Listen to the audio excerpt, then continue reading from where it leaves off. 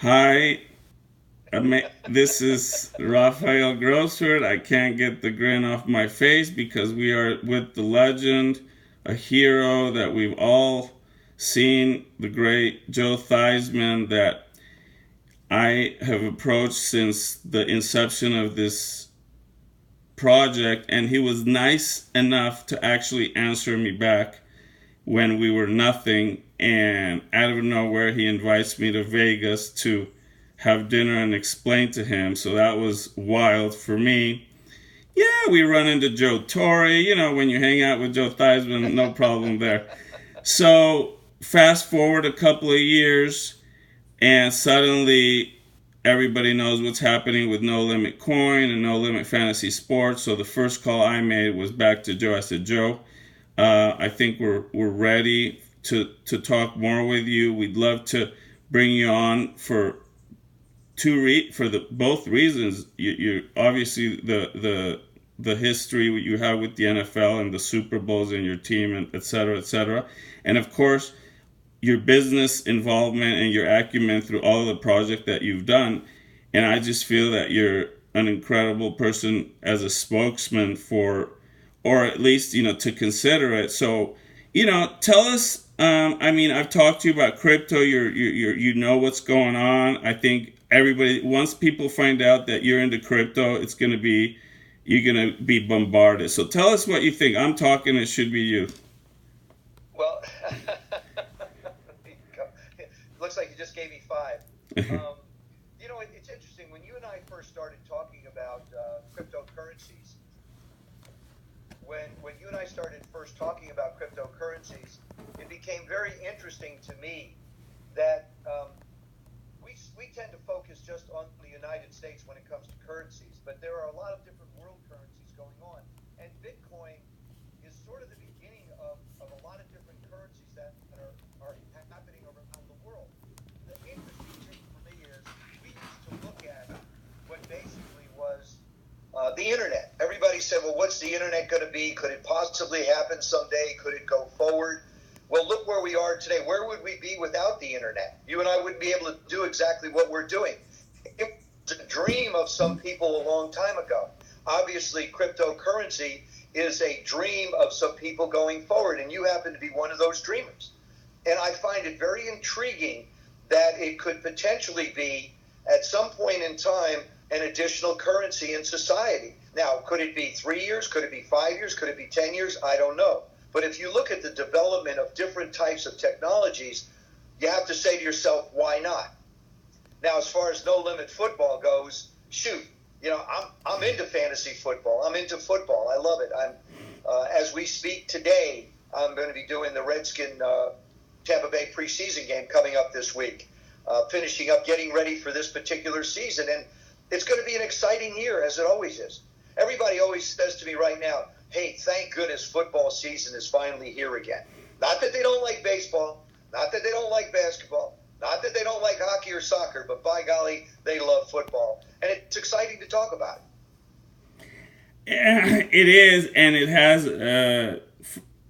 For me, obviously, it has a lot more meaning this time around. And just having you there, and the truth of the matter is, I've got my draft with my buddies, in a little bit, and then now I've been invited to another league, and of course the league. So, Joe, give me your top picks. I mean, yeah, no, please, Well, because there's some ones that I think are obviously, I think Kirk Cousins is going to be a guy to consider because the Redskins have got some pretty good receivers around him. Of course, Matthew Stafford's bank account got an awful lot bigger, so you know that he's going to want to play well. Derek Carr, another guy who got a bank account boost. yes, I think the Raiders will be better. They just missed the playoffs because Derek Carr got hurt a year ago. So you have to think that, of those three quarterbacks, there's three quarterbacks there. Larry Fitzgerald with the Arizona Cardinals. Larry had 107 catches a year ago. Dez Bryant, interestingly enough, down in Dallas, only had 50 catches. Now, what's going to happen with Ezekiel Elliott? We're not sure exactly whether he's going to be around or not. But of the 50 catches, he had 8 touchdowns. So when you start to look at receivers, even though Larry had twice as many catches, he only had 3 or 4 more touchdowns. So, where are the points going to come from in a fantasy game? That's something to consider as a wide receiver. Ajayi down in Miami, the running back. He had a heck of a year. And I think, what will happen with Jay Cutler as the quarterback down there? Miami is a pretty good football team, and they've got some decent receivers. And so when you start to look around this league, there are guys that are sort of saying, okay, these are the guys that I'm looking at. But now if you're looking for a defense, okay, if we're looking for a defense, I like the Minnesota Vikings. Really? I think the Minnesota Vikings, and not only that, if you're looking for sort of a sleeper quarterback, Sam Bradford could be another one of those guys. Sam set a record last year for pass completion percentages over 70%. I don't see him getting any worse. This was his first year in the system. So, they're sort of over the Adrian Peterson hangover of what was going on with AP. And now all of a sudden, they've got a football team that made the playoffs. They get excited about what's going on. And to me, one of the sleeper teams in football will be the Minnesota Vikings. And I think defensively, they were ranked third last year. I think they have a chance to be right there. And obviously, I don't know if you get a chance to get Tom Brady or Aaron Rodgers. Certainly, you're going to do that. Drew Brees. I look at Drew this year and I think, with Adrian down there in New Orleans, is he going to put up the same kind of numbers? Is Sean Payton, their coach, going to change his philosophy a little bit now simply because he has a running back? Or are they going to be the guys that throw it all over the park like they normally have? Curious team to look at. Wow.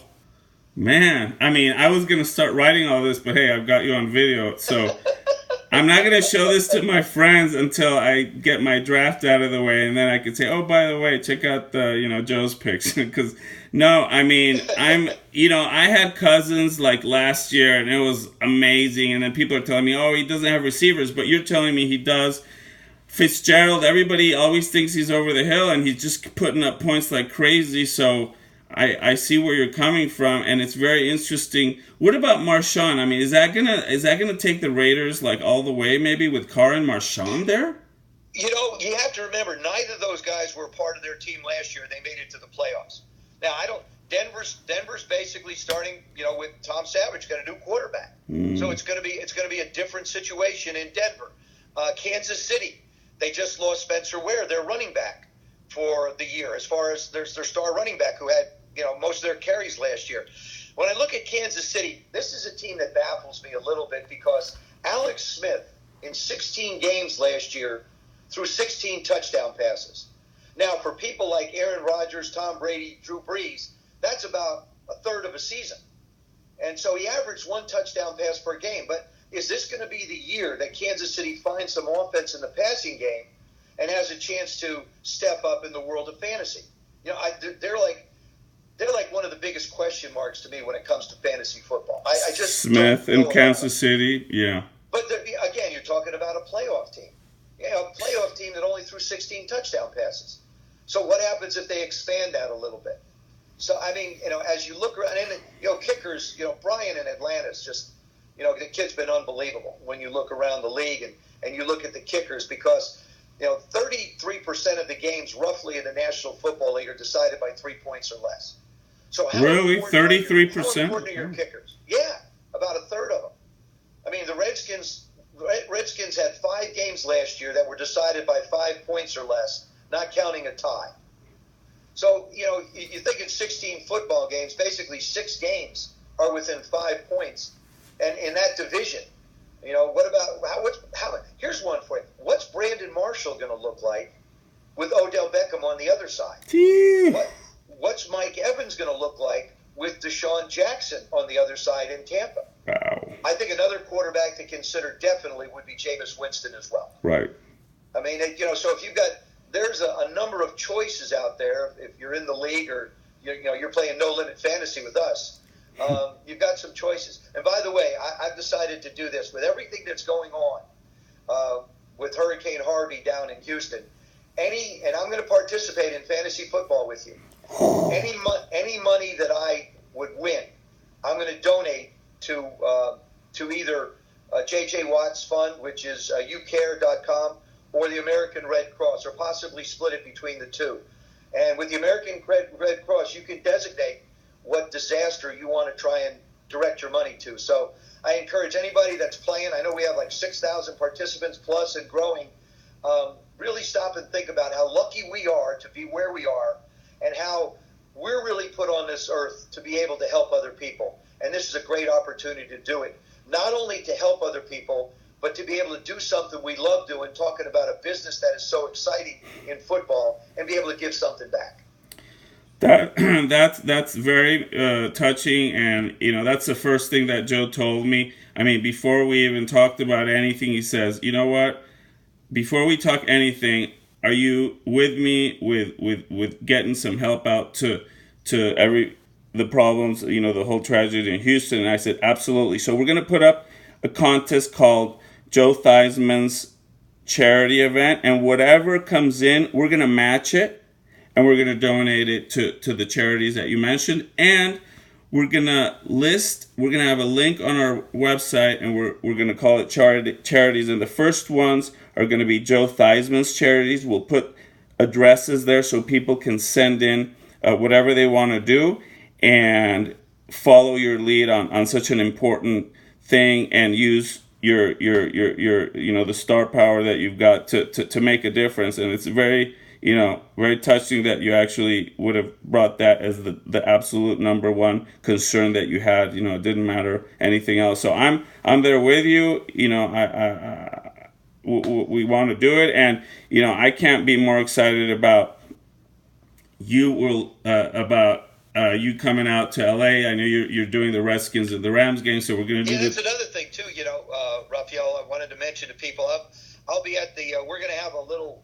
I guess you could call it RV, or we're going to have something as a tailgate at the Washington Redskin Los Angeles Ram football game, which will be the 17th of September, and I plan on being there saying hi to all the Redskin fans that are out in LA, and all the Ram fans that are finally going to get a chance to see football again in LA. So, yep. As well as the Chargers. So it's an exciting time for the city of Los Angeles. It'll be a big game because our former offensive coordinator, Sean McVay, is now the head coach of the Los Angeles Rams. So It's a little bit of a homecoming for him to see his former teammate, watch his former pupil work in Kirk Cousins. So I'm excited to see everybody, meet everybody, say hello, and talk football.